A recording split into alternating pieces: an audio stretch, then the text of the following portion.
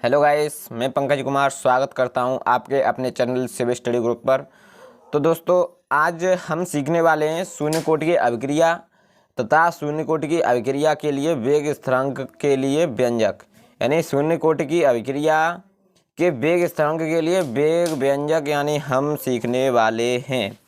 तो ये एग्जाम में बहुत ही बार पूछा जाता है और मतलब ये हर साल किसी न किसी सेट में अवश्य मिलता है, वो भी 4 नंबर में मिलता है। आपको मैं एक बार अनसोल्ड में दिखाता हूँ कि कैसे मिलता है। जैसे ये यहाँ पर दिया हुआ है, शून्य कोटि अभिक्रिया के वेग स्थिरांक के लिए इकाई तथा व्यंजक लिखिए। क्या दिया हुआ है हमारा? शून्य कोटि अभिक्रिया के वेग स्थिरांक के लिए इकाई तथा व्यंजक लिखिए। तो इस वीडियो में हम आपको इसके लिए इस इकाई बताएंगे, इसकी क्या इकाई होती है, इकाई का मतलब मात्रक क्या होता है, तथा व्यंजक लिखिए तथा इसका हम व्यंजक इस वीडियो में बताएंगे। तो चलिए वीडियो को शुरू करते हैं बिना किसी देरी के। तो अपने टॉपिक पे आते हैं। तो सबसे पहले हमको जानना होगा कि शून्य कोटि की अभिक्रिया की डेफिनेशन क्या होती है। तो शून्य कोटि की अभिक्रिया क्या होती है? ऐसी अभिक्रियाएं जिनमें अभिक्रिया का वेग हमारा जो होता है वो अभिकारक अणुओं की सांद्रता के गुणनफल के शून्य घात के समानुपाती होता है और शून्य कोटि की अभिक्रिया कहलाती है। यानी जिसमें अभिक्रिया का जो वेग होता है, अभिक्रिया कोई भी अभिक्रिया लो जिसमें अभिक्रिया का वेग अभिकारक अणुओं की सांद्रता के गुणनफल की शून्य घात, ये यहाँ पर इम्पोर्टेंट पॉइंट क्या है? शून्य घात। क्या? शून्य घात के समानुपाती होता है। और ऐसे ही अब मैं नेक्स्ट वीडियो जो लाऊंगा उसमें आपको बताऊंगा कि प्रथम कोटि की अभिक्रिया के लिए वेग स्थिरांक की गणना करना। तो यहाँ पर उसकी डेफिनेशन यहाँ पर शून्य घात की जगह होती है प्रथम घात के समानुपाती होता है। तो इसी प्रकार आपको सबसे सरल तरीका से मैं इसका वेग व्यंजक बताऊंगा। तो शून्य कोटि की अभिक्रिया कहलाती है। तो इसका उदाहरण हम लें तो इसका उदाहरण हम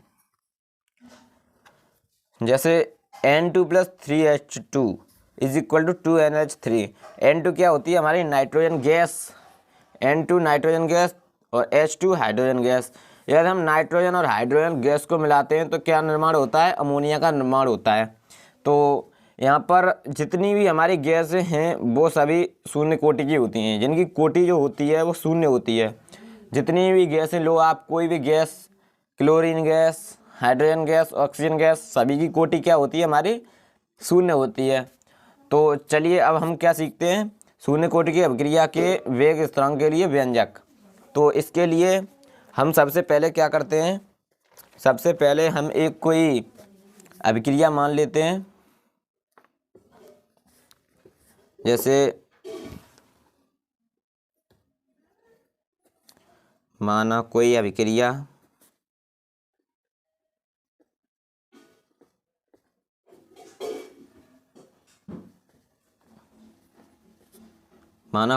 इस प्रकार है। किस प्रकार है? जैसे हमने लिया यहाँ से ए से एक कोई उत्पाद बना दिया B + C, यानी यहाँ पर हमारा जो ए है वो क्या है? यहाँ पर अभिकारक है और B + C ये हमने क्या बना दिया? एक उत्पाद बना दिया। किससे? ए से।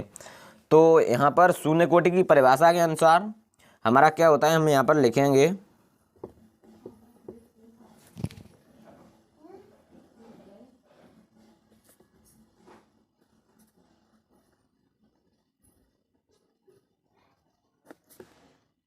शून्य कोटि की परिभाषा के अनुसार।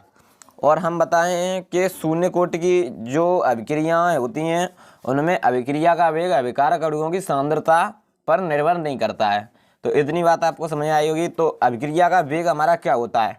अभिक्रिया का वेग होता है dx/dt, वेग परिवर्तन की दर अभिक्रिया की दर कहलाती है। तो इतनी बात समझ आई, यानी टी के सापेक्ष अभिक्रिया में परिवर्तन हो रहा है यहाँ पर। तो इतनी बात समझ में आई होगी। इस शून्य कोटि की अभिक्रिया के अनुसार अभिक्रिया का वेग जो होता है, यानी परिभाषा के अनुसार हम देख रहे हैं तो अभिक्रिया का वेग अभिकारक अणुओं की सांद्रता के गुणनफल की शून्य घात यानी के समानुपाती। तो यहाँ पर समानुपाती का साइन लगाया और हमने यहाँ क्या लिखा? कोई ये ए हमने क्या लिया है? यहाँ पर अभिकारक लिया है। तो किसके? शून्य घात। इसकी घात हमने क्या लगा दी? शून्य घात लगा दी। तो इतनी बात आपको समझ आएगी। तो यहाँ पर हम लिखते हैं dx upon D T is equal to, यदि हम प्रोपोर्शनल का साइन हटाएंगे तो हमारा कोई नियतांक आ जाएगा जिसे हम के मान लेते हैं, और के ए की पावर 0। इतनी बात आपको समझ में आई होगी। के यहाँ पर क्या है, हम यहाँ लिख देते हैं के बराबर क्या, समानुपाती शून्य कोटि का वेग स्थिरांक। क्या लिख देते हैं हम यहाँ, शून्य कोटि का वेग स्थिरांक। अब हमको के का मान यहाँ से निकालना है, फाइंड करना है। तो हम यहाँ पर लिखते हैं यदि किसी की पावर 0, आपको ये बात तो यानी जानते होंगे, आप मैथ में पढ़ा होगा आपने, यदि किसी की पावर 0 होती है, यदि किसी की पावर 0 होती है तो उसका मान क्या होता है। यदि यहाँ पर लिखें हम ए की पावर 0 इज इक्वल टू 1, यदि किसी की पावर 0 होती है तो उसका मान कितना होता है, 1 होता है। तो हमें यहाँ पर इसका मान इस समीकरण में रख दें तो हमारा क्या हो जाएगा, D X upon D T is equal to K. इतनी बात आपको समझ में आई। इसको हम क्या देते हैं, समीकरण 1 दे देते हैं। इतनी बात आपको समझ में आई रही होगी। तो अब हम क्या करते हैं, यहाँ पर हमने ये बात कर ली। अब हम लिखते हैं D X is equal to, इसे पक्षांतर उधर कर देंगे, के इंटू डी टी। अब हम लिखेंगे दोनों पक्षों का समाकलन करने पर, क्या करने पर, दोनों पक्षों का समाकलन, दोनों पक्षों का समाकलन करने पर। यहाँ तक तो मैंने कुछ नहीं किया, यानी यहाँ तक तो सभी, यानी बायोलॉजी वाले स्टूडेंट हों या मैथ वाले स्टूडेंट हों, सभी को यहाँ तक तो बात समझ में आई होगी। अब यहाँ पर जो मैं करूँगा वो मैथ वाले तो समझ लेंगे आसानी से, लेकिन बायोलॉजी वालों को दिक्कत होगी। तो इसलिए बायोलॉजी वाले इस चीज़ को यानी एक बार के लिए रट लो, क्योंकि ये पर एग्ज़ाम में अवश्य पूछी जाती है, वो भी 4 नंबर में। कितने में, 4 नंबर में। तो मैं क्या लिखता हूँ यहाँ पर, दोनों पक्षों का समाकलन करने पर। तो यहाँ पर हम समाकलन करेंगे तो समाकलन का साइन ऐसे लगाते हैं, D X is equal to, यहाँ पर हमारा के कांस्टेंट है, तो यहाँ पर डी टी का समाकलन करेंगे। तो समाकलन करेंगे तो डी एक्स का समाकलन क्या हो जाएगा, एक्स हो जाएगा, और के कांस्टेंट तो कांस्टेंट है, डी टी का समाकलन टी हो जाएगा। यहाँ पर प्लस में क्या आ जाएगा, हमारा समाकलन स्थिरांक आ जाएगा। इतनी बात। अब आप कह रहे होंगे यहाँ पर सर सी क्या है, तो यहाँ पर मैं लिख देता हूँ सी जो है हमारी वो है समाकलन स्थिरांक। क्या है, समाकलन स्थिरांक। इतनी बात आपको समझ में आई। हमारा यहाँ पर सी क्या है, समाकलन स्थिरांक। तो अब हम यहाँ पर क्या करते हैं, अब इस समीकरण को हम दे देते हैं समीकरण नंबर 2। अब यहाँ पर यदि हम प्रारंभिक सांद्रण यहाँ पर लें, यदि हम t बराबर 0, यहाँ पर हमको c का मान निकालना है यहाँ पर, तो यदि t बराबर 0 लें तो x बराबर हमारा 0 हो जाएगा, 0 हो जाएगा ना। यदि प्रारंभिक में यानी हमने कोई अभिक्रिया पर यानी कोई प्रभाव नहीं किया, अभिक्रिया हमने कराई नहीं, तो उत्पाद क्या बन जाएगा, 0 ही तो बनेगा। तो यहाँ पर x बराबर 0 बनेगा। अब तब समीकरण, अब ये मान जो हैं हम समीकरण 2 में रख देते हैं। किसमें, समीकरण 2 में रखने पर। इतनी बात आपको समझ में आई होगी। समीकरण 2 में रखने पर x बराबर के टी प्लस सी, तो यहाँ पर रखेंगे x का मान 0 बराबर k का मान रखेंगे, वो t का मान रखेंगे, तो k तो रहेगा, t का मान 0 प्लस c, तो 0 बराबर 0 प्लस c, तो c बराबर हमारा क्या हो गया, 0 हो गया। इतनी बात आपको समझ में आई होगी। इसको मैं ऐसे लिख सकता हूँ, c बराबर 0। अब यहाँ पर c का मान हम यहाँ पर 0 यहाँ पर रख दें समीकरण 2 में, तो क्या होगा हमारा, x बराबर के टी प्लस 0 लिखें तो लिख देते हैं आप, तो x बराबर क्या हो गया हमारा, के टी हो गया, x बराबर हमारा क्या हो गया, के टी। तो अब यहाँ से हमको किसका मान, ये क्या है हमारा शून्य कोटि की अभिक्रिया का वेग स्थिरांक है, तो k का मान ज्ञात करना है हमको। यहाँ से हम लिख सकते हैं k बराबर x अपॉन टी। तो इतनी बात आपको समझ आई होगी।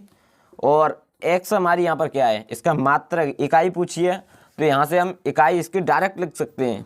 जैसे इकाई क्या हमारी इसकी हो जाएगी, mole litre inverse into second inverse. और मैं यहाँ से आपको निकाल के बताऊँ तो यहाँ पर हम इसका मात्रक निकाल भी सकते हैं। के बराबर एक्स का मान हो जाएगा हमारा सांद्रता है, सांद्रता का मात्रक क्या होता है हमारा मोल प्रति लीटर, इतनी बात आपको। और इसके होल बट्टे में क्या हमारा क्या हो जाएगा सेकंड, टी का मात्रक सेकंड। और ये अब अभिक्रिया अगर मिनट में दी है तो मिनट हो जाएगा, mole litre inverse minute inverse. तो यहाँ पर इसका मात्रक लिखेंगे तो इसका इससे गुणा हो जाएगा, इसका इससे, तो मोल बट्टे litre into second, litre into second, इतनी बात है। और इसकी घात कितनी है यहाँ पर एक, और इसकी घात एक। तो हम यहाँ पर लिख सकते हैं मोल तो ऊपर का ऊपर ही रहेगा, और यहाँ से हम लिख सकते हैं लीटर इंटू सेकंड। तो लीटर को लिख सकते हैं लीटर इनवर्स, बात समझ में आ रही होगी। इसकी घात एक है, घात ऊपर ले जाते हैं तो माइनस की हो जाती है, और सेकंड की घात एक तो सेकंड इनवर्स। तो मैथ वाले स्टूडेंट को तो आसानी से ये इतनी बात आपको समझ में आ गई होगी यानी। तो हमारा इसमें मेन मुद्दा क्या है, यहाँ पर मेन जो था हमको ज्ञात करना था वो था ये क्या, के बराबर एक्स अपॉन टी। इसका मात्रक हम डायरेक्ट भी लिख सकते हैं, ये mole litre inverse into second inverse. और एक वीडियो में मैं इसके मात्रक निकालना भी बता दूंगा आपको कैसे निकाला जाता है, यानी वेग स्थिरांक के मात्रक कैसे निकालते हैं। जैसे शून्य कोटि की अभिक्रिया का वेग स्थिरांक का मात्रक और प्रथम कोटि का अभिक्रिया का वेग स्थिरांक का मात्रक, तो ऐसे मैं आपको निकालना बता दूंगा। तो इतनी बात आपको समझेगी। तो चलिए आज की वीडियो में इतना ही, मिलते हैं नेक्स्ट वीडियो में, तब तक के लिए जय हिंद।